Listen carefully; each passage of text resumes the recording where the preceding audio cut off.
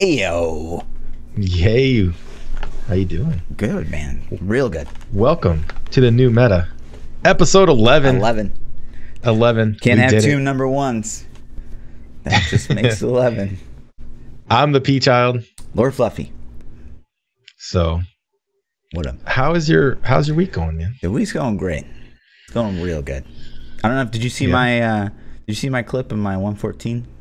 I did see that. I saw it, man. Ridiculous. Your chat didn't come spam me this time. I'm surprised. What I must have chat? been offline when you got it. There's no way. What the heck, chat? Where were you? I don't know. That was pretty cool, man. I had something very similar happen. So this week, what I've been working on is my goal this season is to get every class on the leaderboard. That's my goal. Mm-hmm. And I've been starting to go at that. So I got a barb. So I obviously have Crusader on because that's what I'm maining. And I got the Necro on really easy because, I have rats with that. So I had the gear. Mm-hmm. So then I made a Barbarian. And I started pushing him on leaderboard. And it took me, I think, 4 runs to get him on leaderboard after I crafted my set. But I got it with 7 seconds left. And it was pretty epic. I'm sitting there like nervous. The Rift Guardian's running away from me. And my convention cycle was coming to fire. So I got it and I was excited. And then I saw yours and it was like, I'm watching you and it's like 10, 9, 8, 7. And you honestly didn't even look that nervous, man. You were looking pretty chill. You were pretty chill. So it's just and then it hit 0. Day. I'll just we'll just play it. It's 9 seconds. Oh, right? Okay. Yeah, we'll show yours off before. Right. So I had run out of Land of the Dead. I honestly, I'm so calm because I didn't think I was gonna get it. And so at 0 I see that. At 0 we got That's pretty cool, man. That was hilarious. That's pretty cool. But then I had a 115 and I was real close, and I hit the next level because I knew I was gonna have another pylon, and it was Chanel, which was like perfect. GG. Right. I killed the elite that spawned off the Chanel. Fresh cooldown. Plus, I probably would have had like 3 rotations for anything that popped up, and it was Hamlin on my 115. So I was like, fuck. That was it. How'd that go for you? That was it. Did you still get it? Nope. Didn't get it. Didn't get it? Didn't get it. That's like the only Rift Guardian that you could really get that would fail you. Yep. What else is that? I mean, that's it. The only one that'll fail you. Yeah, that was it. But it's actually funny because my 113, I did really well. Like I had enough time for 3 rotations of Land of Dead for my RG because I just crushed the Rift so hard, and I did get Hamlin, but I still got the clear. You still got him. But for 115, it's just too much. What's the new Necro boss they put in? Vasilius or something? I can't remember his name. The V one, whatever his name is. The one that doesn't show up on the map. It's driving me crazy. So I got him last season on my Crusader when I was pushing at the end of the season. In like the first 15 rifts or so, I got an awesome rift. I had plenty of time, and I got that guy.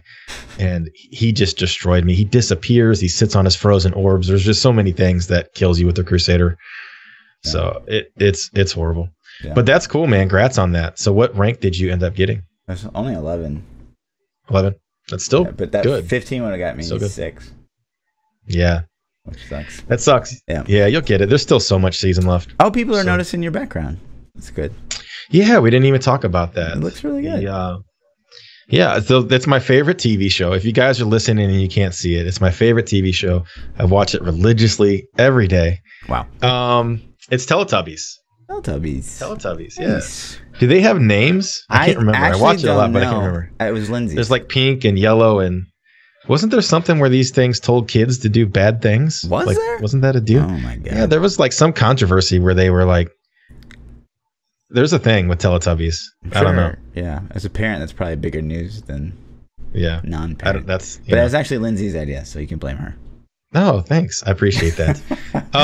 That's better than the other one she was suggesting on Twitter earlier today. So that's all right, though. I'm going to figure out a way to pay her back. Good.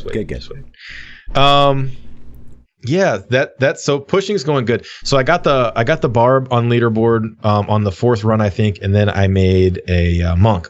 And monk is my second least played class in the game. I'm not very familiar with monk. So I made a Wave of Light monk. I used up pretty much all my mats between those 2 characters, getting them gear sets. Sure. And I got Wave of Light. It took me, I think, 6 or 7 runs on the Wave of Light to get on leaderboard. It felt really bad at first, but as I got better with the build, it obviously got easier. So when you say get on leaderboard, is that top 100 or is that like just top 1,000? Okay. Just get on the leaderboard. Right on. Just get on the leaderboard. I think I was 800-ish on both of those 2 characters. Right so, nice.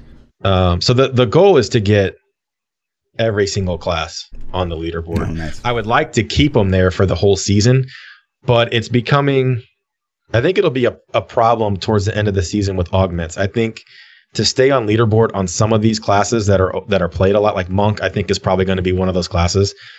I think with normal gear and non-augmented or non-ancient pieces, I think it's going to be really hard to keep those on leaderboard for my skill level that I have with them. So we'll see though. That's my goal. Yeah, it'll be fun. That's a good goal. But it keeps it interesting playing a different class. I mean, you have to learn how to play the build. Like, you're not inventing the build. Obviously, you're copying leaderboards, and they already have everything mapped out for you. So it's just hop on and figure out how to play it and win. So cool. It's cool.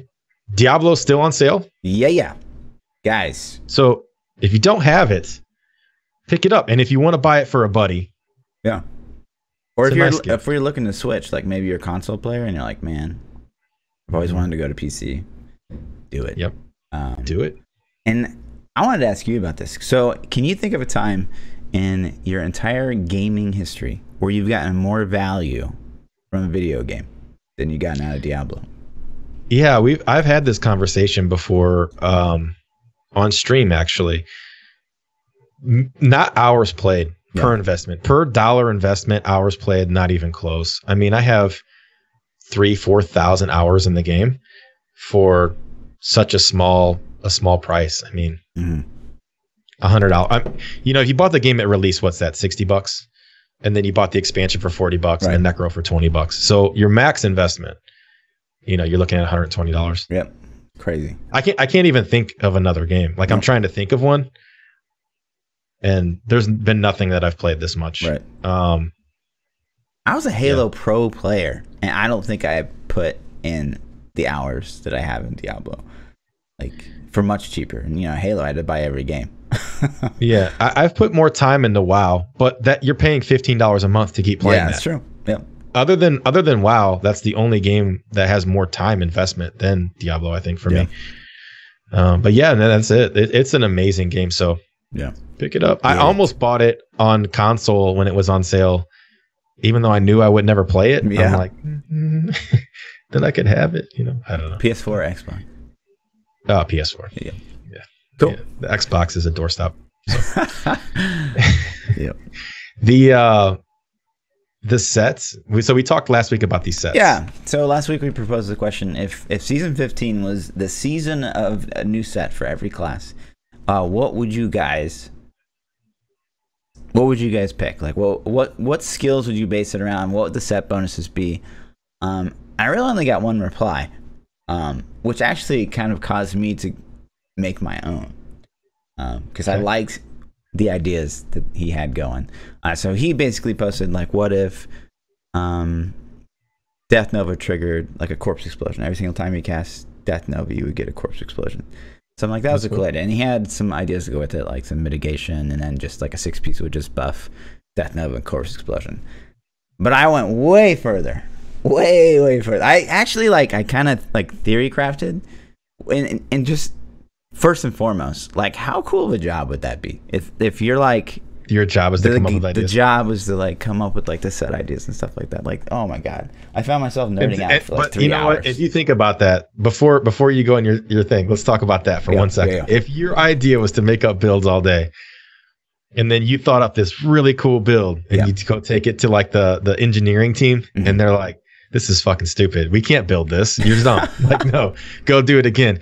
And then your ideas would constantly just get rejected all day. They're like, no, we don't have the money to build that. No, we can't do that. And so you end up coming up with well, we're going to buff the damage blight spear and call it a new build. See, and so I am an engineer, and I wonder how much of the creativity is done outside the engineering team. If I would have no idea. I would hope that the engineers would have a lot of say in a lot of the influence. Like, I would to assume me, they do. Yeah, to me it'd be kind of pointless to have like you pay for an engineer plus you play for like someone that's like creative or something. Like, just have creative engineers. You probably have both, but I would imagine the engineers shoot down a lot of ideas. They're like, our engine just can't do that, or this would take 5 million man hours of coding time. Like, we're not doing that. You know, how about we reskin an ability that's already in the game? Right. You know. But so did you come up with one? Or I did. I'll do mine first because it sounds like you put a lot more time into yours. So we'll start with the better one first, and then we'll do yours next. Yeah, sounds good. So I talked last week about the strafe build, and it's hard to really. I mean, strafe is what it is. It's almost whirlwind. You know, it's just a ranged version of whirlwind, for sure, to an extent. But something along the lines of strafe, I mean, you could go easy cookie cutter. Your 2-piece is going to reduce your damage by 50% while you're strafing. On the 2-piece? You know, okay. On the 2-piece. And then on the 4-piece, your strafe gains the effect of every rune. And if you look at the runes of strafe, that's going to throw you off because you're like, well, one of them throws knives and one of them throws grenades. So like, get it all, man. Like, you're throwing knives, switch grenades. those, right? Because if you put switch the things mitigation on it, the 2-piece, like, you can juice up a lot of the other Demon Hunter builds. Yeah, probably would have so, to end up switching those. And then the 6-piece would just be like your percent damage increase, and or also have critical hits refund hatred, because that would push you towards crit being a priority on the build. And then, but the gear options that are already in the game, you get something like you could use Dawn with Vengeance still, which is kind of cookie cutter. Right. It might be fun to get away from that, but you could still do the Dawn. But you could do the Vala's Bequest, which has piercing, so your strafe would then start piercing things. That would be probably good for your speed runs or big trash pulls. Right. You could do Calamity, which would give you the Mark for Death for free on all the things. For crazy toughness, you could do the Fortress Bastilia, which gives you a shield. 1% of the damage becomes a shield. There are just a lot of ways you could play around with strafe. But this isn't something that I spent, hours of time crafting. I was just like, really quick, what could you do to make strafe I probably, fun? Triggered that for you, right? Because it's like, hey, you got one? Right? Like, well, the last I'm like, well, a little bit, but let's look it up. Let's make it better. Yeah. So that's what I would go with. Sure. And that's good. I like the strafe set would be cool, I think. Because it is kind of like what you said. It's like a range whirlwind, which is, whirlwind's just, anyone can play whirlwind. Like, it's great. It's great for the game. Yeah. So what I came up with, it's a little different. So what I want, like, my objective was to kind of steer away from what like Necro's kind of known for, and like the meta, if you will. So like, I really wanted to force people into playing Necro differently than they are used to. So, one of the big complaints we get with every build that we make is, gosh, another Land of Dead build. Yeah, right. Because it's just like, it's so powerful, right? Right. So I wanted to get away from that. I wanted to get away from cooldown. And I feel like I came up with a couple of clever ideas. So 2-piece. Okay, so let's just get this off the screen so you guys can't read ahead. 2-piece. Leech gains the effect of every rune, which is the curse. Right. When at least one enemy is cursed with Leech, gain the effect of Simulacrum Blood Debt, and the clone lasts forever. So okay, I don't know Simulacrum Blood Debt. Great, perfect. So Simulacrum Blood Debt basically reduces the life cost of skills by 75% while it's active. Okay. And so the idea behind this is a Death Nova build that casts. Well, we'll get into that. It's a Death Nova build starting out. Okay. So you got Death Nova, I'm with you. And it's reduced cost because you're running Blood Debt. And the other idea behind that is I want to force people into using a two-hander, which isn't something you do on a Necro. Right. So I want to force people into using Shadowhook, and I want to force people into using Blood Type Blade. Because we're forcing people into Shadowhook with having full-time Simulacrum and having to use Blood Debt. So you're gonna slot Simulacrum with Reservoir to get the damage boost from Shadowhook. Right. So let's go on. 4-piece. You no longer generate corpses. So we'll just take out corpses as a resource altogether. So does that mean no devour spam? No devour. You can't even run Land of Dead. You're not going to get any use out of it. The only way you can cast a Corpse Explosion is by casting Death Nova. But go on. So increase the damage of Death Nova by X, and every use of Death Nova triggers a Corpse Explosion. And you gain 5% mitigation with each Corpse Explosion up to a maximum of 50%. So the only way to get a Corpse Explosion is to cast Death Nova. Right. So and Land Dead's not going to help you. It's just going to be there. So that's great. Man, it wouldn't feel like a necro if you weren't spamming devour. Right? You're not spamming anything. You wouldn't even numlock on this build, which is great. Oh my gosh, no numlock? I know, weird. And then finally, to top it all off, and this is where it gets kind of weird. Corpse Explosion gains the Final Embrace rune, which if you guys don't play a lot of Necro, Final Embrace, which is one of the coolest abilities, looking build abilities. Basically, it's a Corpse Explosion rune, and it'll summon a little blood weird thing that shoots off after a guy, the nearest enemy, and blows up. It's a really cool looking skill. Okay. But basically, Corpse Explosion gains the effect of Final Embrace, which is that, and instead seeks an elite within 50 yards. Corpse Explosion also deals X% damage increased if it hits Y or fewer targets. So it's going to do got a lot of damage, and it's going to only hit So will that Final Embrace also seek out normal enemies if no elites are around? I would say no, because of how powerful Death Nova is in this setup. Because you're going to have Blood Tide Blade, you're going to have a ton of damage modifiers. Gotcha.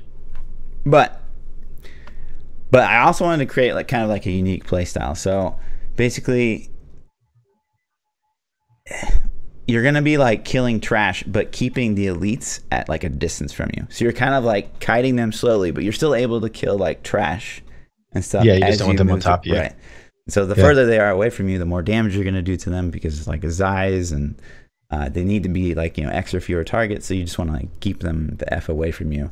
And because we can rune Corpse Explosion Dead Cold, we can proc our Crisby, because I wanted to kind of keep it in the Necro wheelhouse. This build doesn't involve any new items. I kind of wanted to do that too. It's just a new set. Gotcha. Pretty detailed, man. So if Blizz came to you and they're like, hey, we need some set development ideas for Diablo 4, and they offered you a position, they're like, come on, join the team. But let's talk numbers.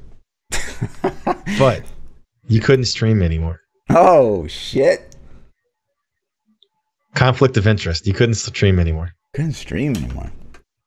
But I'm in charge of Diablo now. You are lead set designer. Lord Fluffy. I feel like I would have to bite the bullet. So obviously I want to stream, but I also am concerned about the longevity and the quality of the game that we're all playing. So I think I would. So you take one for the team? Is what you're saying? Take one for the team. I'd take one for the team. Make Diablo. I'd have a man on the inside. I'd be like, "Can you slip me some juice, man?" Yeah. And it's you'd weird. Be my we feature a source. ThaPChild build every week. What is that? Yeah, no, you'd be like my anonymous source that Blizzard tells me, and nobody would figure out it was you at all. Right. So. But I thought that'd be really cool, because it forced players cool. into a lot of builds or a lot of skills that no one uses. It forces Necro into using some items like a two-hand scythe. It's just never going to be a thing on Necro in its current state. Right. And it'd just be fun. It'd be fun. And it would. At least to try, right? Cool. Put it on PTR. And just give some variety. It's like the Hunter Strafe build for me, that the concept that I think of in my brain doesn't have to be top tier. It doesn't. This set doesn't have to instantly replace, N6, M4, or UE or anything. It just is the option. You know, it's like, hey, you want to go blow up some rifts? You want to do some speed rifts? This would be, in my mind, an ideal T13 and speed GR 70-80s. To gem ups. And then if you could tweak it higher, cool. But I had the push in mind with this, because I think the worst thing that can happen is.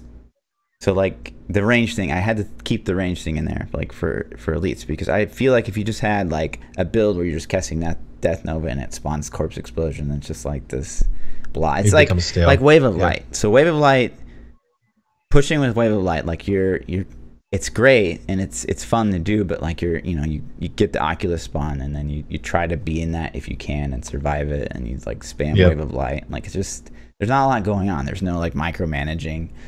There's nothing like crazy play style wise that you're doing. It's just kind of like Wave of Light, dashing strike. What do you think? What push play style is your favorite? It's certainly of all the classes. I think. Have you played it? Have you played enough recently to like be fresh with them? I guess in the current state, maybe Raycor Hoda. Maybe. You like smashing your face in the wall? I mean, I can't think of anything else. I love that build. I love that build so much. But I hate how you have to smash your face in a wall to animation cancel. Yeah, that's stupid. But it's still so fun that I like it. You know, like it. But that one thing makes me feel like I'm abusing mechanics of the game to my advantage, like as much as I can. So if they could fix that somehow, like I would be stoked. I think that would be my favorite build as well. I'm trying to like I don't know for me go through all of them, right? I don't know. It's a very hard choice. I honestly really like Necro to an extent. Necro makes me the saltiest, the fastest. Cold Lancer, you like playing Cold Lancer on them? I hated it at first, and I grew to like it. But it gets me salty so fast that of course, it's far faster than the rest of the. Because like Crusader, you're chilling and you're usually always ahead of the timer a little bit. It's just, can you build enough to get the Rift Guardian killed? And so you're not really salty until you get the wrong Rift Guardian, and then it's like instant salt. But with Necro, it's like, I don't know, I get salty fast. But it feels so rewarding to just smoke an elite, to one cycle an elite. Yeah, just feels great. You know, it's just like, So I don't know, man. Honestly, that's a hard question. I don't even know the answer myself. Put me on the spot. You're not even going to answer yourself. Great. I'm sorry. If I had to pick, I'm probably going to say Condemn. No, I hate Condemn. I like Crusader so much. Crusader, it's so powerful. It's a fun class, but I hate how hard it is to kill Rift Guardians on Condemn. Talrasha is actually my favorite build to play, I think, for pushing, but it's not top tier. So if I'm saying only the top tier builds, then that excludes Talrasha. Yeah. But pushing on Talrasha was a lot of fun because you can kill trash, you can kill elites, and you can kill a Rift Guardian. None of it's like ridiculously fast, but it's all very balanced, I think. Sure. And it requires no numlocking of any abilities. You can actually play the class. It's fun. So in my ideal world, they'd buff Talrashas a little bit to make it top tier. But yeah, I mean, yeah, and we'll get into that, I guess, a little bit later. But yeah. So kind of more on the Diablo. We were talking about the job thing. Travis Day is a game designer on D3. I actually didn't know who that was until someone said he quit after 13 years. Yeah. I didn't really know much either, but I saw Reddit posts and Diablo fans, and then I checked his Twitter and stuff. He seems like a nice dude. Yeah. I didn't personally interact with him ever, but 13 years, that's a long time. That's a long time. I think it's I don't think it's a bad thing when some of these like really long-term guys leave. Yeah. I mean, it makes me wonder if it's just the timing. It's the timing of everything. No seasonal updates, planned announced seasonal end dates, no real changes, no news, everything's he was dead. On WoW though, like he was on WoW some, but he was on D3 for a long time. I don't know what his ending spot was, but he was a game designer on D3, for sure at some point. So it's just like, was it timing? Maybe he was like fed up with people and left. Maybe he just got a better opportunity. Maybe there was no more work to be done. I don't know. Yeah.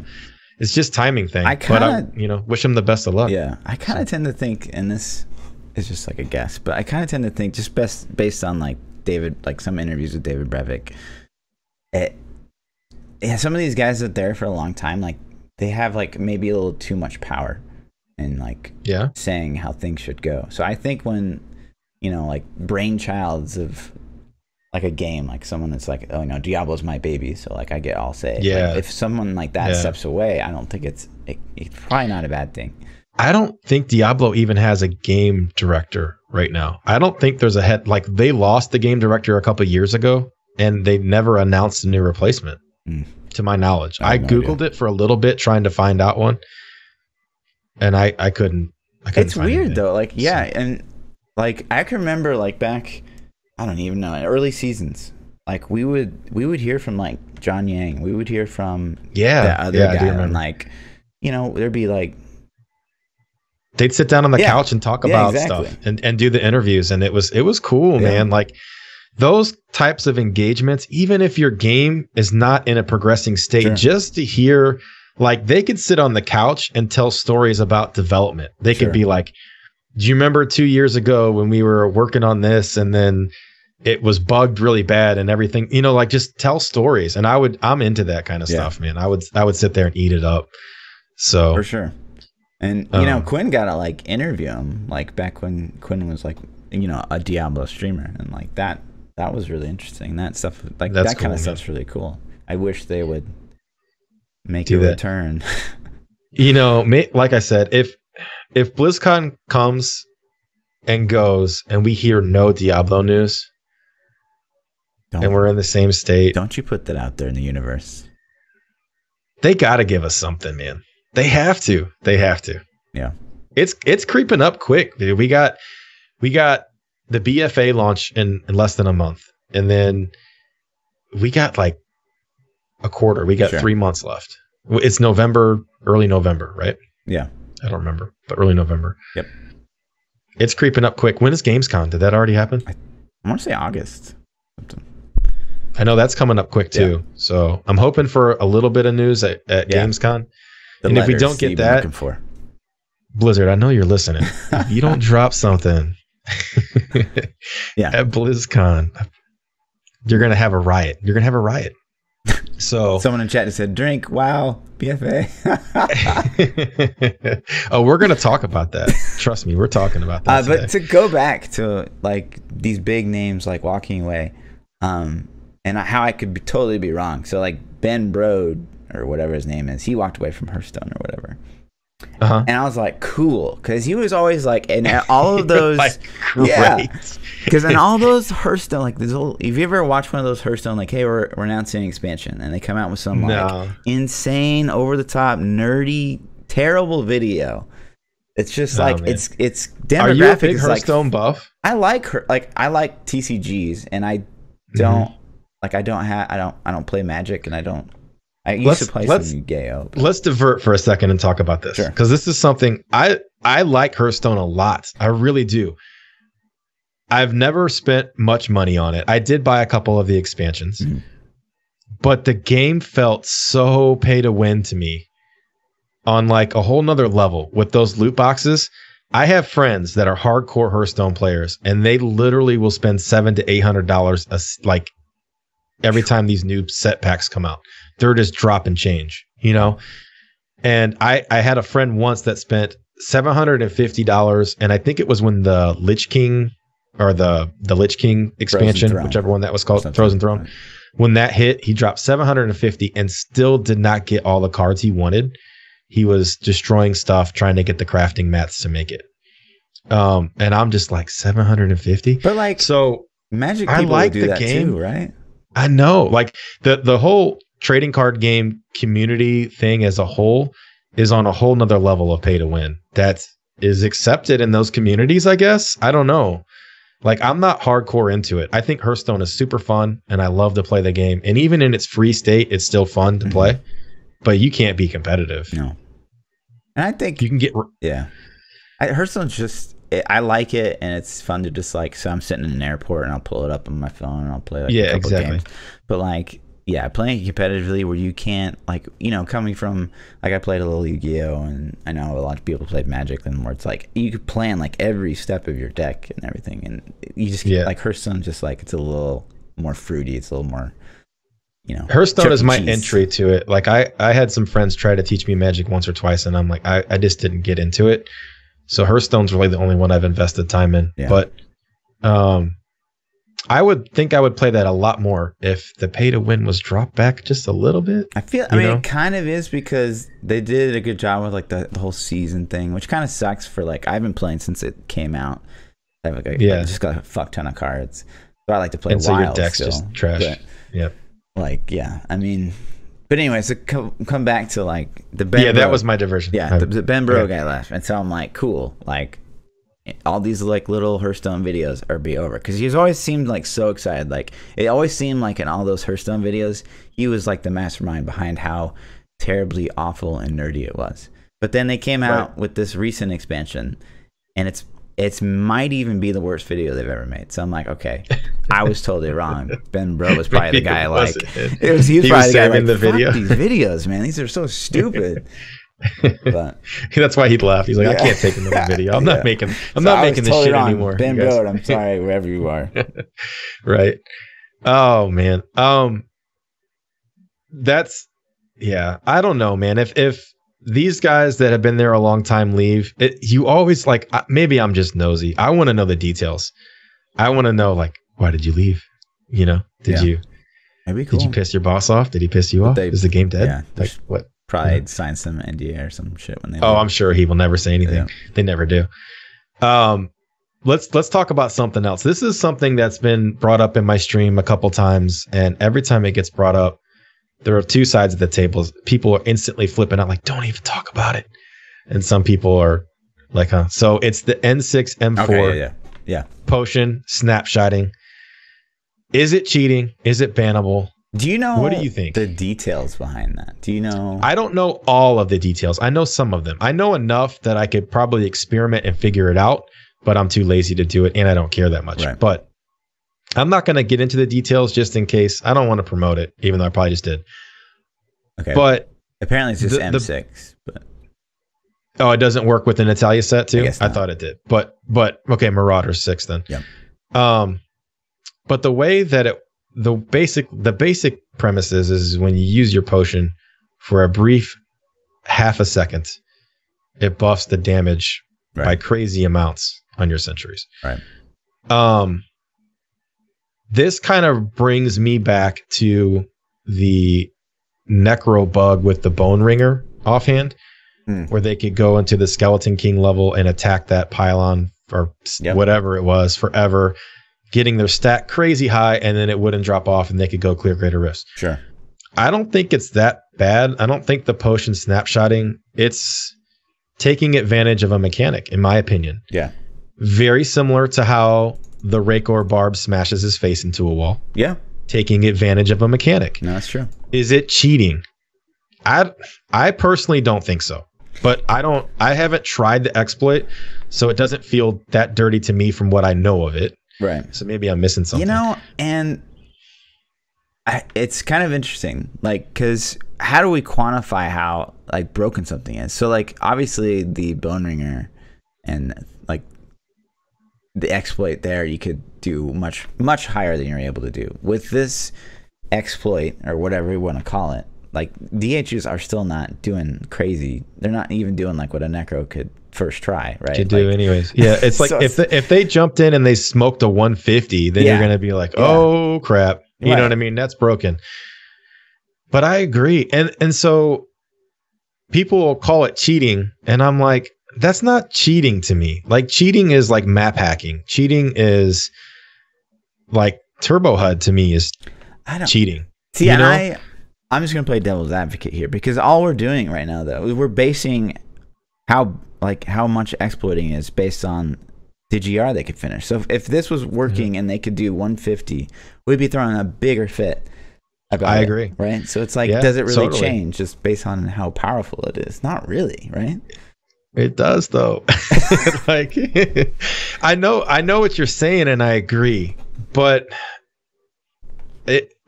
okay, so let's devil's advocate the same thing. Let's say that on your Rakor Barb, you could smash your face in the wall and get it somehow magically just gave you, your stacks super fast. Sure. Worse than it is. Is it the same thing? You're animation canceling, abusing game engine flaws. Because they didn't intend it to work that way. Sure. And they just like they didn't intend the potion snapshotting to work this way either. Yeah. So it's just it's a thing I think that sucks. Do you think it's bannable? No. I don't think so either. Do you think the Necro Bone Ringer exploit last season or 2 seasons ago, whenever that was, do you think that was bannable? And that's a touchy line, because it's then that I would compare that a lot to like the DH Necro combo, where you could do like one-shot mobs with combining the curses with the Demon Hunter curse, whatever you call that thing. Like they could do like, 140s, something like that. Crazy gem-ups. So like there's people on non-season that still have like crazy gem-ups. And all they did was like, hey, this is no one issue. Like we're gonna fix it. Like please stop doing it. And then people after that kept doing it. I think when they do something like that, then mark for that. Thank you. So I don't think that stuff should be bannable. Not lose your account. I think they could time them out and they could strip their character of any of the gear that was affected. So whatever it is, it may, I don't, man, losing your license to the game to me is like the ultimate offense. Like you've lost your money that you invested in the game. Your time investment is one thing. That's worth a lot to me, but to lose your account completely, I don't know, man. I'm on the fence a little bit. I think the Bone Ringer thing was obviously worse than the potion snapshotting, in my opinion. Just because of how high you can get, right? Yeah, I know, right? I know. It's just weird. That's such a weird line to walk, because like where do you draw the line? I know it feels bad when you think about it like that. It does, but it's like, but people got banned for that, supposedly. Yeah. No, they did. And I don't think that's a bannable offense. Yeah, though. here's the other side of that though. So for seasons, like I don't know, 3-4 seasons, you could animation cancel charge, period. Right. You didn't have to run into a wall. Like, and eventually they fixed that. Yeah, but, like, obviously you used force move to cancel it, didn't you? Right. Yeah. So no one lost their account over that. You know what I mean? It's like. Yeah, that's my thing. I think bannable is too hard. I think you could time account out. I think you could remove, if you did it on a season, you could remove. How do you show what gear was obtained by doing it? How do you, how do you police it? I just don't know if it's a bannable offense. Definitely could time the account out. You could strip their characters, although that feels bad. At least they would retain their Paragon. But then if they cheated to get the Paragon, like what's the limit? I don't know, man. I don't know a solution for it. But I think banning is that's a pretty extreme offense, especially when you have the other things going on we're not going to talk about. But when you have the other things going on that don't get banned, and then they ban for an exploit like that, it feels bad. Sure. So and then another kind of issue would arise, I think, out of that. So say they do take a stance, like they did with the Bone Ringer marked for death. They're like, hey, we know this is an issue. We're going to fix it right away. We would advise you guys not to do this anymore. Yeah, but they didn't do that in game. Yeah, exactly. So like, how do people don't visit Twitter or Reddit or the forums? How do you know? They need an in-game pop-up when you log in. That's just like bam, news feed in your face. Yep. In your face. Like if they had a news feed in your face that says, hey, after to whatever day they post the news article, if you do it after today, your account is gone. Like then, okay, then you've been warned. Sure. Yeah. But that's where where I was going with that. So you beat me to the punch. I'm sorry, man. I'm sorry. That's something that I get that a lot, where it's why they use Twitter. Like Twitter is Blizzard's major customer service. So games in general. We're gonna probably all of them. We're gonna transfer a little bit because somebody was talking about WoW. The pre-patch for WoW hit today, and they have been dead all day long. You couldn't log in up until the podcast went live. You still couldn't log. I couldn't log in personally. I know some people were able to get in. I couldn't, and I've been trying all day. What up with that? So. But to get the news, I had to go to Twitter to get these news feeds. It's not on the launcher. I mean, I think the launcher does say we're having problems, and the login for WoW does say we're having problems. But they say in there like, follow us on Twitter. And Do you think that's acceptable to have a social media platform like that be your main primary source, or do you think they should have devices in game that tell you that, like I mean, like we're super into the gaming world, so for us, yeah, no big deal. But I don't know, like casuals out there, like how active are they going to be on social media? I have people on my stream that don't have Twitter accounts for sure, which is like they're on Twitch, but they don't have Twitter. It's kind of weird if you think about it like that. But so in WoW, so obviously you can't connect right. So is there nothing in WoW that's like, hey, we're experiencing issues right now? No, they have a notification that pops up, but it's like for more details, follow us on Twitter. Right. Well, of course you want the details, so you're like, I can't log in. It's just kind of a genius play to get followers on Twitter as well, though. Yeah, true. I think it would be really cool, especially for Diablo. It seems like they have no way to give you news outside of the Blizzard launcher. Yeah. And it doesn't have Diablo news on it anyways. It's always like, hey, we're selling Battlefield 4, come buy it, or something. Check out Destiny. Following Diablo, I get so excited when I get a Twitter update on my phone. It's like Diablo 3 is posted. And I'm like, oh baby. And then it's like fan art. I'm like, damn it. Do you know what I was gonna say? You know what it is? It's a tattoo. It's a tattoo or fan art. Are they posting the tattoos yet? No. So yeah, have you noticed the influx in Diablo tattoos lately? At least on Reddit. No. There's got to be 4 or 5 threads on Reddit right now where people have gotten these massive, crazy, awesome Diablo tattoos that are super skilled artists. I mean, it's just like, damn, that looks nice. That's crazy to me that this game still has people like, is it just because it looks cool? Is it because Matthew looks that cool? Like Tyrael looks that cool. People always get like demons and shit. Or do they love the game? Would you ever get a tattoo of a video game? Yeah, I know you have a tattoo on your arm. Yeah, I probably would.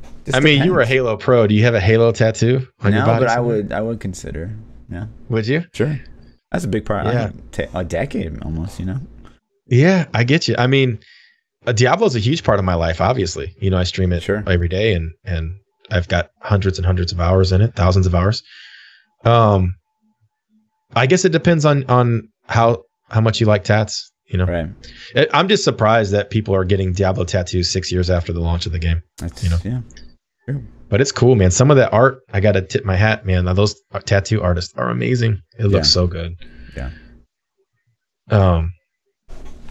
But let's go to the LON. We were going to talk about this last week. Yeah. We ran out of time. We're about to run out of time again, so we'll start it up. Well, we kind of started late, so we're still I know. Okay. So yeah, Legacy of Nightmares. Obviously, after 2.6.1, Legacy of Nightmares, it got a significant power hit. The sets were kind of power creeped, and LON was not one of those sets that got power creeped with it. And a lot of people, if you get on the forums or you get on Reddit, people are like, please buff LON, please. And what, like, first, before I say my opinion, what were your thoughts on that? I personally like LON. I think it gives you a lot of diversity in creating your own sets at first, until people discover magic combinations that are just far superior, and then it kind of goes that way. But the Strafe LON set that I put together back in season 4 or 5 or whatever it was my all-time favorite set, and it was something that I built on my own, just with LON throwing pieces together to make it. And it was probably one of the most fun things I've ever done in Diablo. So it was really cool, and I like it. I think it's harder to gear for because you have to get ancient pieces. Sure. So it takes longer to get. I think that in itself should make it rewarding because you've acquired ancient in every slot to fully maximize it. The pieces that you needed with the stat rolls that you needed, very hard to gear for. Right. I would be okay with a buff. Okay. It's interesting. I think it's a tough thing to buff, obviously, because LON is better for some classes than it is for others. And if you statistically or historically look at really most of the like LON builds of all time, they kind of utilize, you kind of see a lot of repetition. Like, so you see like, you know, Monk had Wave of Light that was really good. I mean, there's the Fire Bats Witch Doctor was the LON set was the same stuff, just same skills. And the ones I can really think that were pretty unique, we had like Frenzy, Thorns, Barb, which is okay. There was like somebody just asked Barrage. What LON stands for. Legacy it's the Legacy of Nightmares. Yeah, and it's the ring set that you put on. But what I would say, and I know this is a lot of people are not going to agree, is I'd say just leave it. I mean, I just leave it because I think in the direction that Diablo's going, where if we see any changes at this point, it's going to be pretty like quick win stuff. It would be a pretty poor design decision to try to buff it, and I'll go into why, because this is, I think, it's a kind of a big deal, a bigger deal than people think it might be.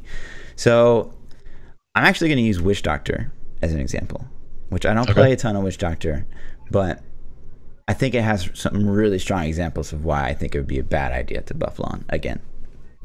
So if you look at like Helltooth, for example, and let's just assume before this, the current best path, I think, and I think you would agree, for Diablo is, so we've got sets hitting the 120 mark. We've got, you know, Crusader, Condemn hitting 120. We got Cold Lancer hitting 120. Pestilence, Blood Lancer could probably do it too. So we've got these sets hitting 120. I think that the obvious goal, the immediate goal, should be to try to buff one meta build per set to hit 120. And I think that that's not that big of a target. Like, they could just creep some numbers. Every set should be represented on the leaderboard and hitting 120. Okay, so let me ask this. What's your milestone for that, though? Because one guy hitting 120, a guy that has 22 and a half hour uptime? Yeah, so I mean, we could look at the top of the leaderboards and how many people have finished 120, you know, last season on, like, say, a Crusader? A lot?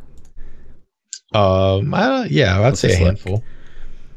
Probably 10. Yeah, 11 or so. And I think that's a pretty good milestone. So like the top end of players can hit 120. And I don't know the answer to this. Sure. How many of those people had 22-hour uptime? That's a good question. You know what I'm saying? Sure. You know what I'm saying? Sure. So, but regardless, that's kind of semantics that don't matter. Your milestone is set, and that would be consistent across all the classes. Right. You know what I mean? So I'm with you.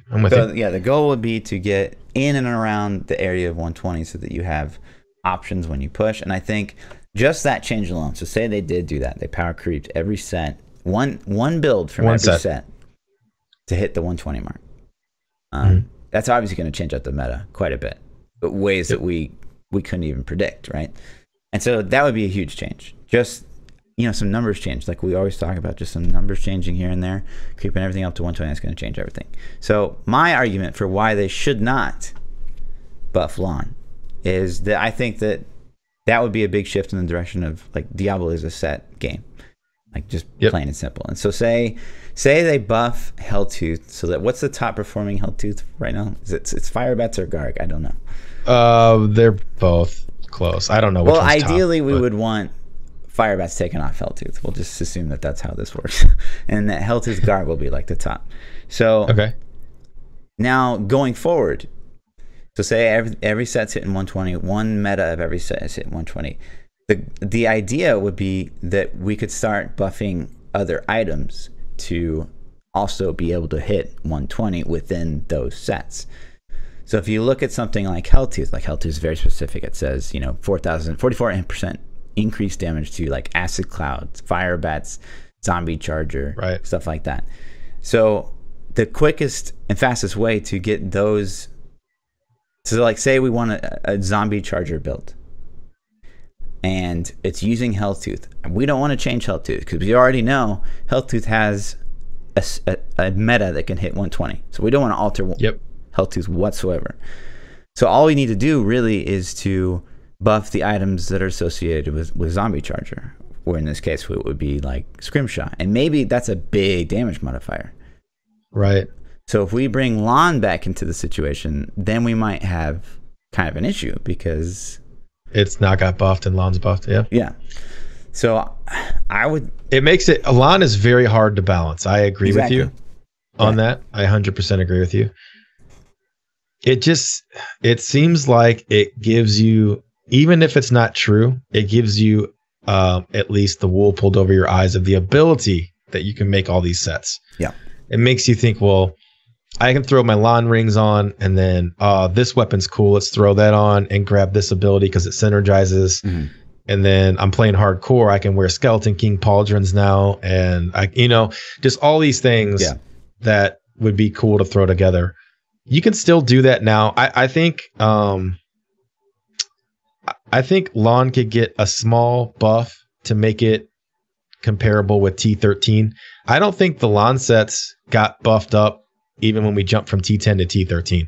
Like, I don't know how long it's been since it's been played with or been manipulated, but some of those old builds that used to work, and I'm being very greedy here with my strafe build because I loved it and is no longer competitive. Sure. But there are other builds like that fall in that same category. But I hear your balancing problems 100%. And I think your strategies are on point with it.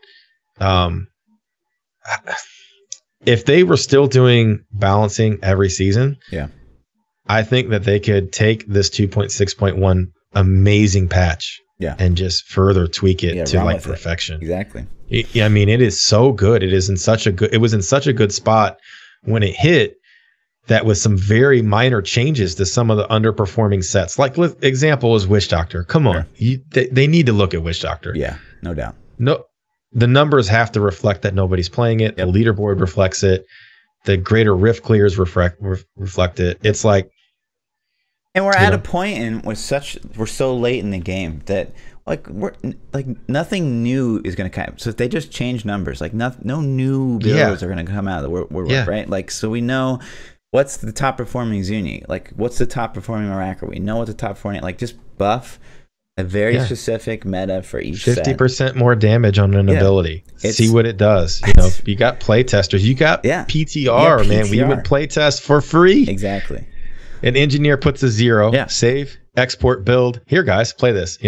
I don't know what's required. Like, I mean, maybe the PTR and the development time and the cost for it. Maybe they don't have money or funding left for PTR. And this is where I get hung up because I'm an engineer. I do this for a living, and to go into whether it's stored in a database, whether it's stored somewhere, that number is stored, and you just go edit it.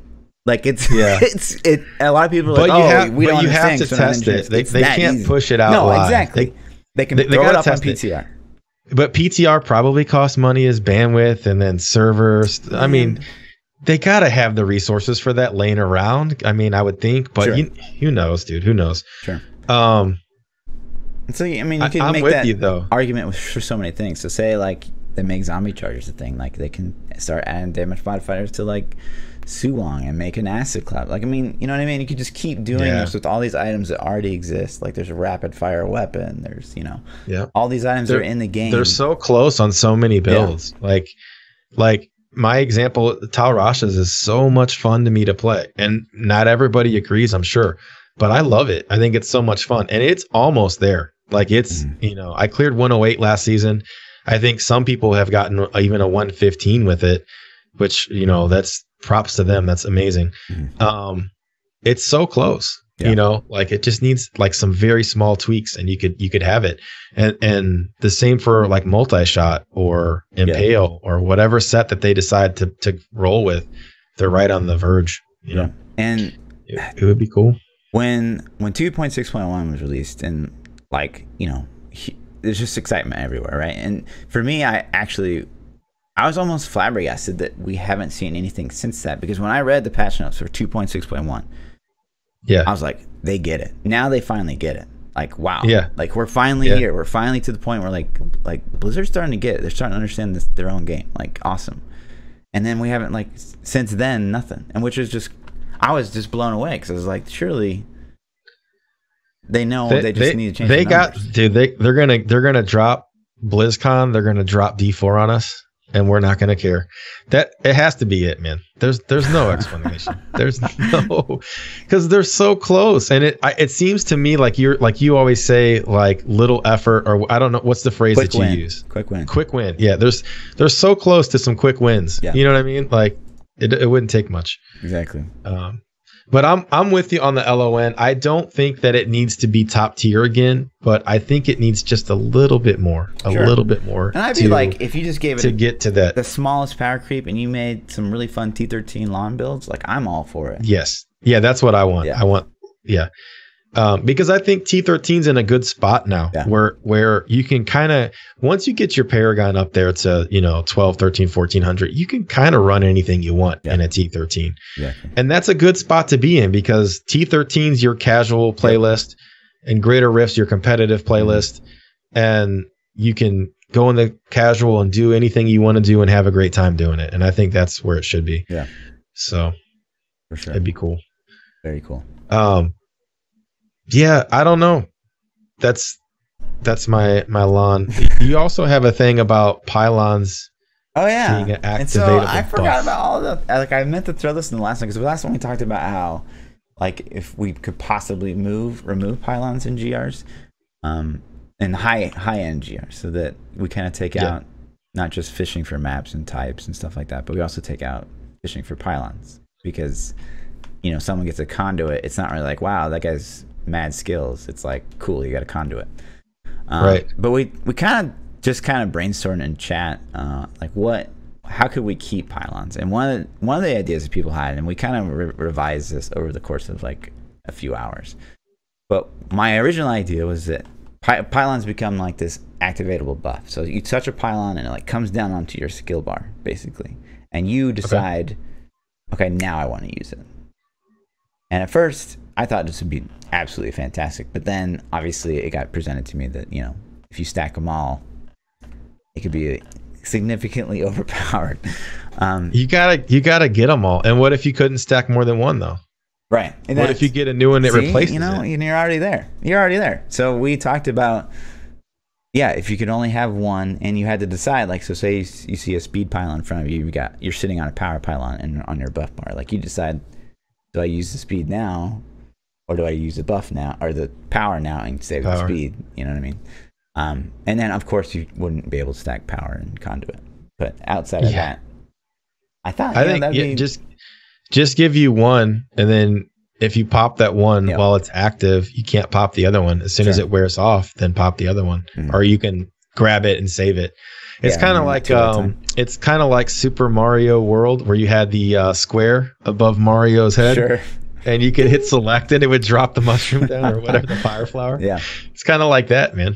Yeah. Yeah, that's a cool idea. I like that. Yeah. It would save it. At least my thing is like, for me, I always get that conduit or power pylon at the end of a rift level. And then you use half of it's just trying to find something to even hit with it. So it would eliminate those situations. I just said power conduit out of two random. I meant you couldn't activate two at the same time. I didn't mean those two stack or something. Power and conduit do not stack. Just to be clear. Yep. So I agree. That's cool. Yeah. I think that's something we thought of, and then we got over the whole discussion about Chanel and stuff. So that's good. So do you call channeling pylon Chanel? Yeah, of course. It's that's exotic, pretty funny, right? That's pretty funny. I like that. Let's do some Twitter questions real quick. Yeah. Oh, wait, what about this Fortnite thing? Yeah, I don't know if you guys are aware of this game called Fortnite. No one's heard of it. But these guys made 300. Just listen to this for a second, guys. Yeah. Listen to this number. $380 million last month on Fortnite skins. $380 million last month alone. Good Lord. That's probably more money than Nintendo has made in the last 5 years. Yeah, probably last decade. You know, man. I'm like, good Lord, That's man. crazy. 1 month. They have tapped into some juju that I have no idea what it is. Like, I like Fortnite. It's a fun game. Yeah. It's not the most fun game I've ever played in my life. Sure. I'm to the point now where it's just blowing my mind because I don't understand this wave of hype that it's on. Mm-hmm. I don't understand how it's riding it. I get it. I do get it though.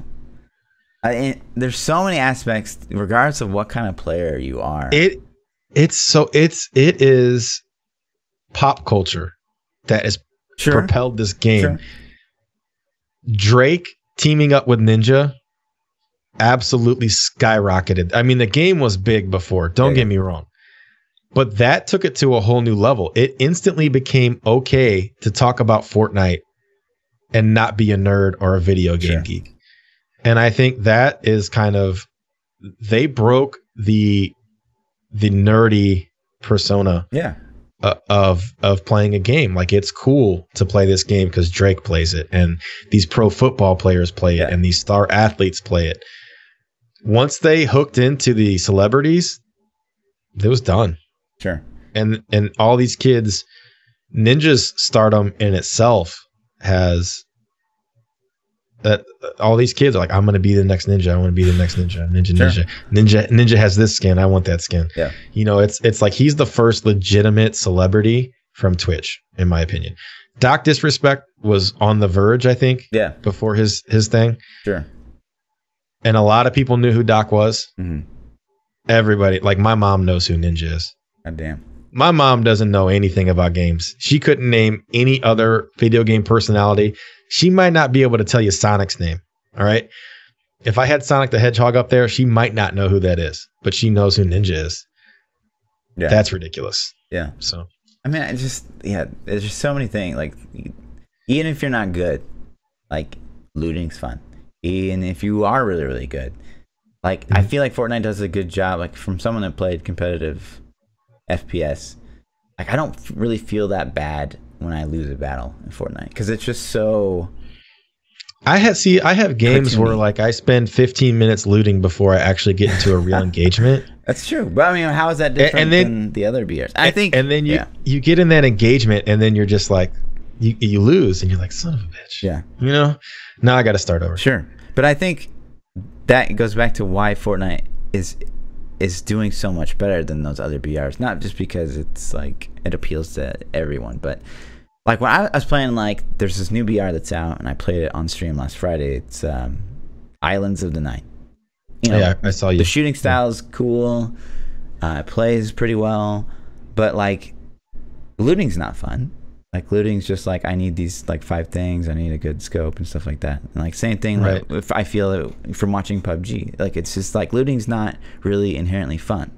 Whereas in Fortnite, so why is it fun on Fortnite? Because like there's varying degrees of how good something can be. You can get like a legendary, you know, something, a blue opening or a chest, and it's like blah, like, you know, it's like an explosion of loot. So we've had this discussion, or I've had this discussion about Destiny. Destiny has treasure chests at the end of strikes, and they always usually drop crap. Yeah. But they do a really good job of making a loot explosion when you open it. Like, loot flies everywhere. And I think Borderlands started this kind of deal. I don't know if Borderlands was as bad as Destiny is, but it's awesome. I don't care if there's shitty loot in there. When it explodes out of a treasure chest, it's more fun. Sure. Yeah. So, I mean, there's got to be science behind that as well. So there has to be. Yeah.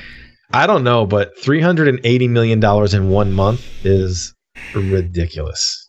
We were watching like some how much have people spent like on games, like real life cash, and it went down a crazy path. But the number 10 item on that list was like a sweet Echoing Fury or something from Diablo. It was like 15K once upon a time or something like that.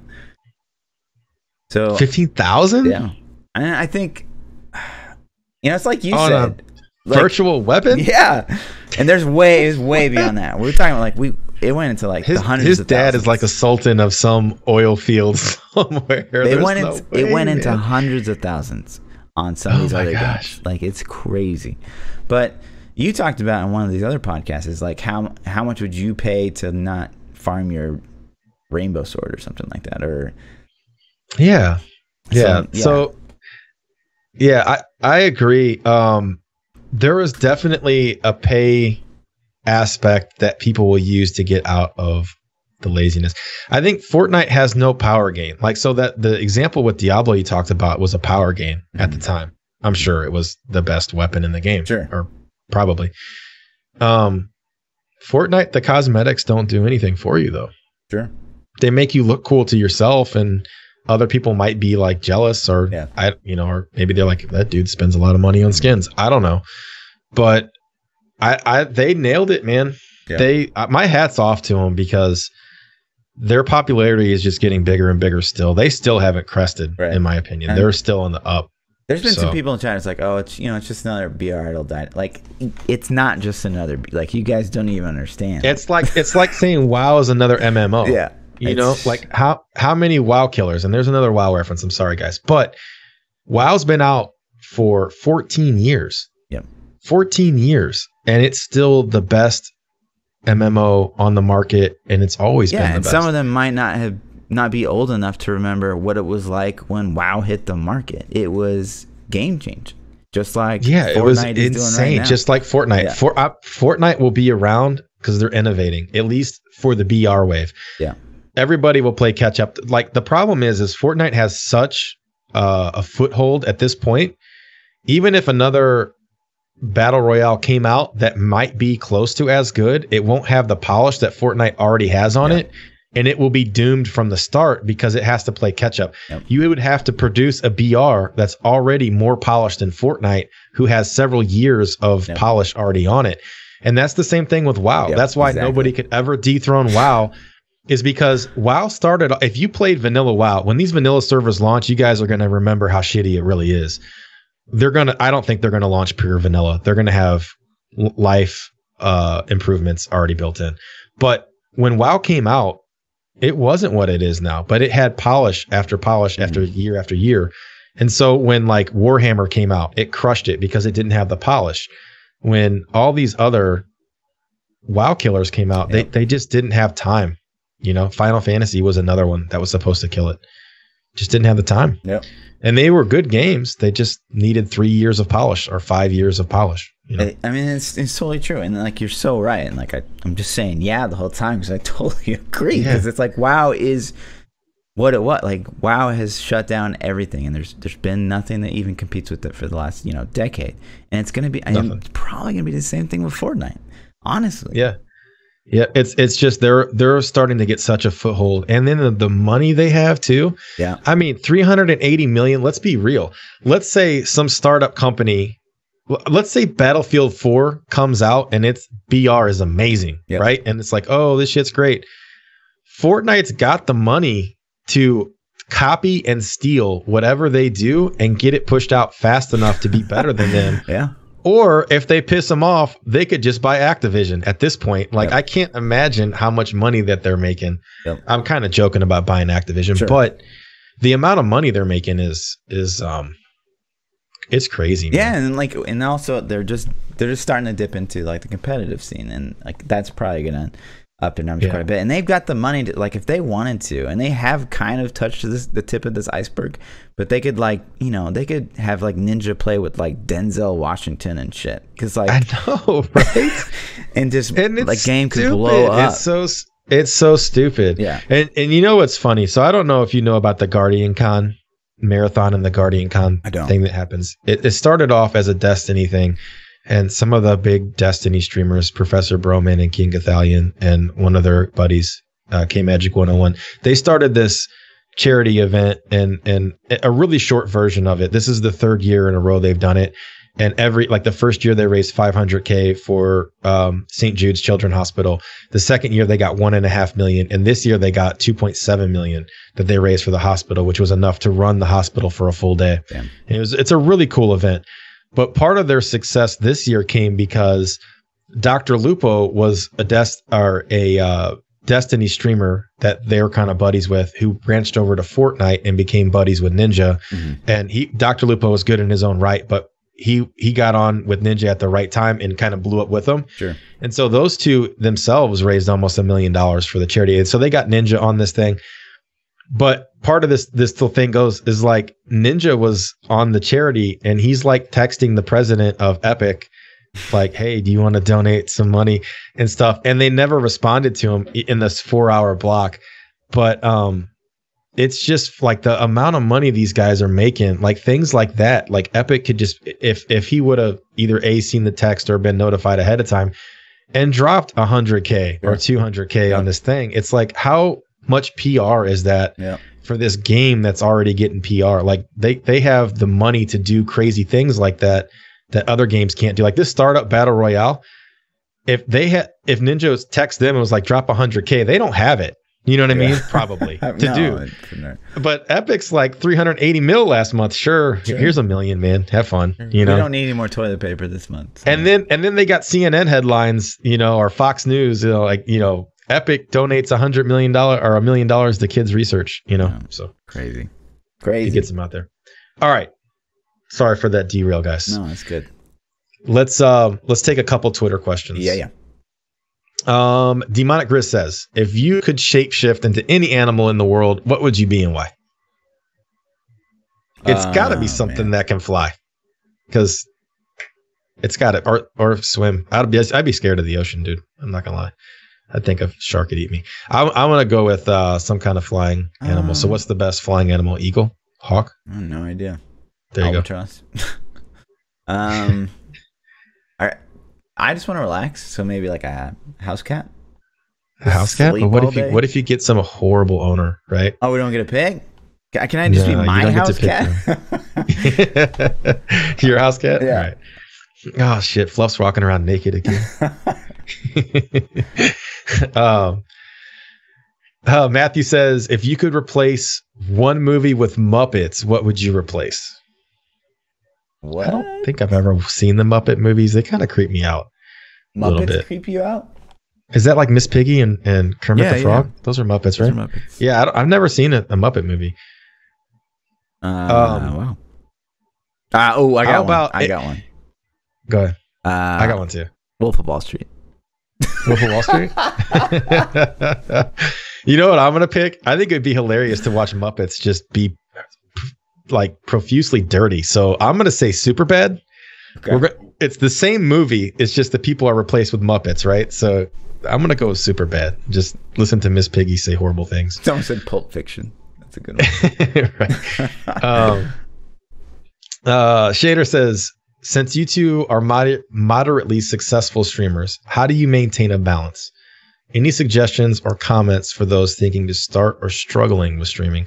And then in this, he linked a Reddit post that I had actually already seen. But the post was like, it's okay to give up. And then he went into people destroying their lives trying to make it on Twitch. Yeah. I think most successful-ish streamers will say sticking to a schedule that's in my extremely important. Fluff is extremely successful and doesn't really stick to a schedule as much as most people. So it's not the end all be all. Maintaining balance is hard though, man. I don't know about you. But with me, with a wife and kids, it's hard. And sometimes I feel like I don't do a good job of that. I feel like I deprive my family more than I should. So there are definitely times when I'm like, sorry guys. Yeah. Let's try to kick it today, I think, to be honest, hopefully no one from my job's watching, but it can like affect my work performance, like, my career. Yeah. Sometimes, because like I agree with that too. This season I've been going crazy. Like I've been staying up to like 3. I'm getting like 3.5, 5 hours of sleep. Yep. So I do that all the time too. And I would say, even if you guys that are listening to this watch yesterday's stream, which would have been Monday's stream, I was down yesterday. Like I had no energy. I had just been pushing myself so hard. Like, you weren't online and not. Yeah, I did like 2.5 hours and then I was just done. Like my brain wasn't working and the quality of the stream was bad. So I knew it was time what's to shut it different down. than any other stream? Yeah, I don't know. Damn, that's a low blow, I man. I'm sorry. But so there are definitely times when you got to step back a little bit and think. But my only advice is a schedule, and find a schedule that works with your lifestyle and stick to it, man.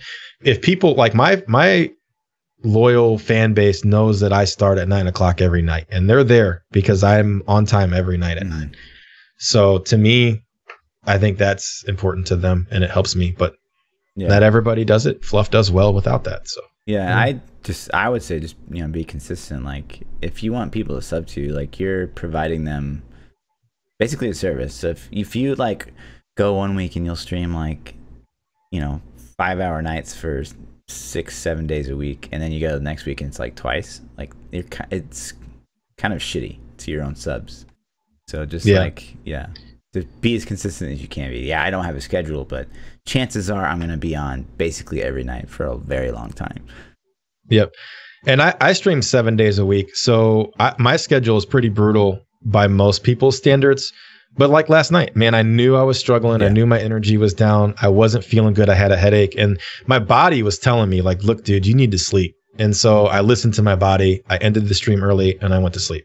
Like, don't be afraid of those things. But if you think you're going to get rich on Twitch, let me tell you, don't quit your day job thinking you're going to support yourself or your family on Twitch unless you are the luckiest person on the planet. Sure. You know what I mean? There are tons of awesome people out there, but you have to make sure that you don't. Yeah, there's no one in the history of Twitch that's just gotten on Twitch and been able to be a full-time streamer. That's just not a thing. Most of the guys that are crazy big are guys that they've been going at it for years and years and years. Yep. And a lot of people are like, oh, you kind of sprouted out of nowhere, Fluff. I've been streaming for over 3 years. Right. Yeah, exactly. And it's like Ninja is the biggest thing on planet Earth right now. Yeah. He's been streaming for years. Like years and years and years. Forever ago. So he blew up. He got his moment and took advantage of it. But he put in work to get that moment, So most people like myself and Fluff have stories like we're working 40, 50-hour a week jobs, streaming when we can, and then, sleep option. Fluff, right, yeah, sleep is the only sacrifice you can really make. Do you struggle ever with Lindsay? Like your relationship, does it do well? Does she ever like, hey, you're not streaming tonight? No. You kicking it with me? She's really, really supportive. It's always like you say, like it's good to have people that are very, very supportive. And I try to make up for it. Like we'll do weekend getaways, and we'll probably at least one night a week that we'll hang out with her. But yeah, we do pretty okay, I think. But of course, that's the same. I think if your significant other has to support you too. Yeah, like my wife supports the crap out of me with this. Otherwise, I wouldn't be doing it. Sure. It would completely ruin a relationship if your significant other doesn't support you. Yeah.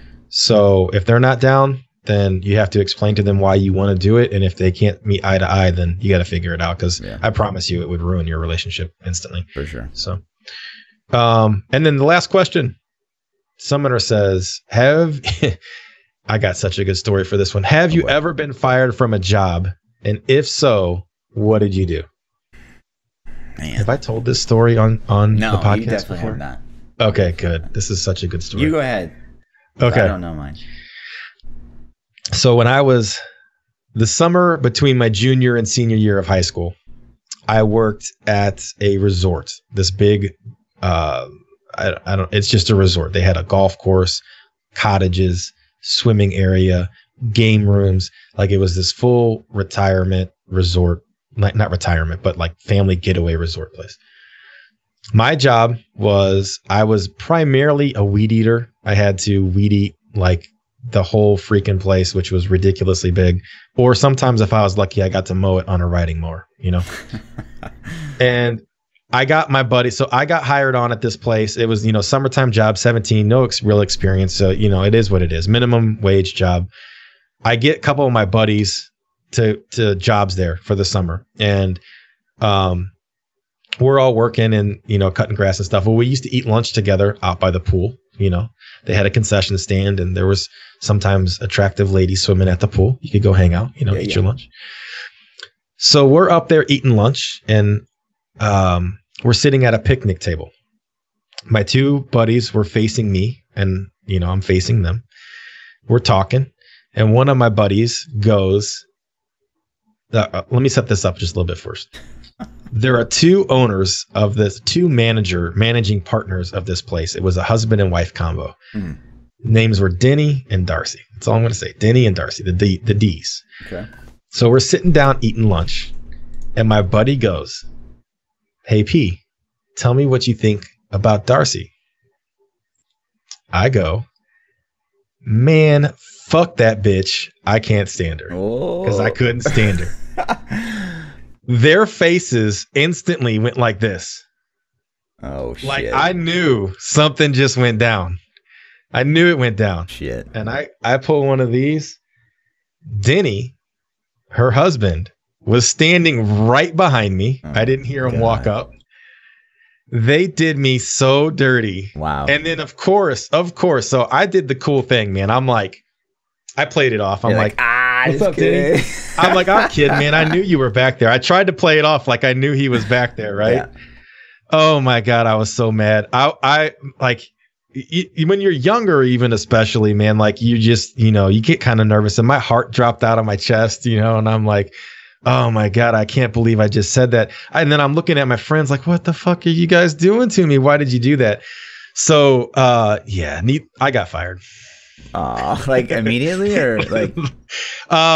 So that was at lunch, and at the end of the day, he basically told me, like, there was a gate you had to go through, a security gate you had to go through, and he was at the gate when I was leaving. He was there on purpose, and he says, "Hey, we don't need you anymore. You don't have to worry about coming in tomorrow." Wow. That was it. Like, I was fired just like that. He's like, "I'll mail you your last check." Damn. So, wow, it was hardcore, man. And my friends were like, oh man, they felt bad. Like, at first they were like, oh shit. And then I don't know, man. It was one of those things where it's like, I can't believe you still talk to those guys? Yeah. One of them is still a great buddy of mine. The other one, not so much, but one of them we're still tight, man. God damn. So I've been laid off before. I've been fired, I think, a couple times. Like, a lot of my younger years, I just would be late all the time or whatever. But there was one time in particular. So early on in Halo, I didn't have any sponsors, but I wanted to go to all the tournaments, and it was pretty expensive. Right. So one of the jobs I got was I was gonna work. It's very temporary. It's put up a fireworks stand and help out with inventory and stuff. And so I show up, and I don't see a lot of daylight because I've been playing Halo competitively 20 hours a day. So I hadn't been out in the sun in a very, very long time, but I still worked out, and I still was fit. And I was, single at the time. You're pasty. Yeah. Yeah. Okay. I was single at the time, and there's some good looking girls working the stand. So I'm like, oh, it's hot outside, it's sweaty. It's I gotta plant this post. Making sure I flex on it. Flex it on the post. Okay. And throughout the day, I'm like, I feel fine. And then it's just you never really know you're getting sunburned until it's oh fuck, it's way too late, right? Yeah. And so I don't know, 4 or 5 hours in, I'm on fire. I'm burning up. And then so I start standing under the shade, and within a matter of minutes, I noticed my neck's kind of it's bubbling, oh my literally God. Bubbling. That bad? That bad. And so I'm like, oh shit. And so I turned to my boss or whatever. I'm like, hey, I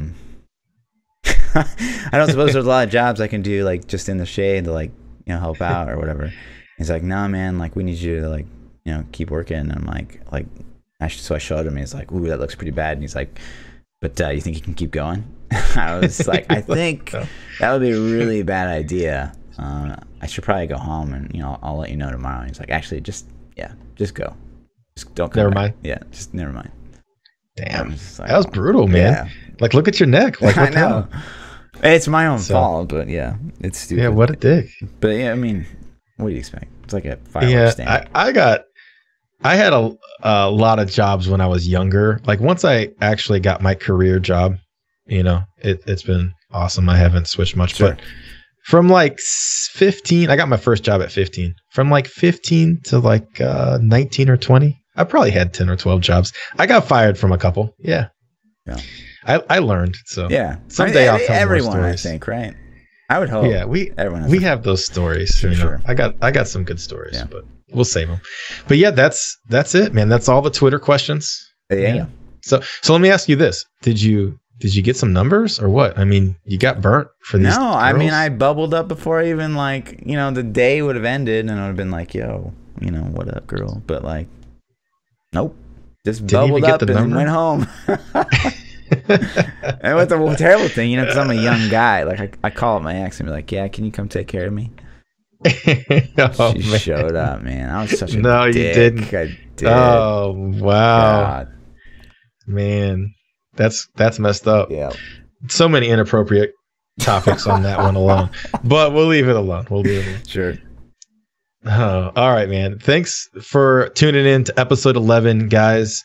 We will be back next Tuesday at 9 p.m. Central if you want to watch us live. If not, keep watching Fluff's YouTube channel. You can find all the episodes on there. Yeah. My name's ThaPChild. You can find me everywhere at ThaPChild. Goddamn. And I am Lord_Fluffy, double those underscores on Twitter. Come give me a follow. All right, dudes. Peace out. Next week.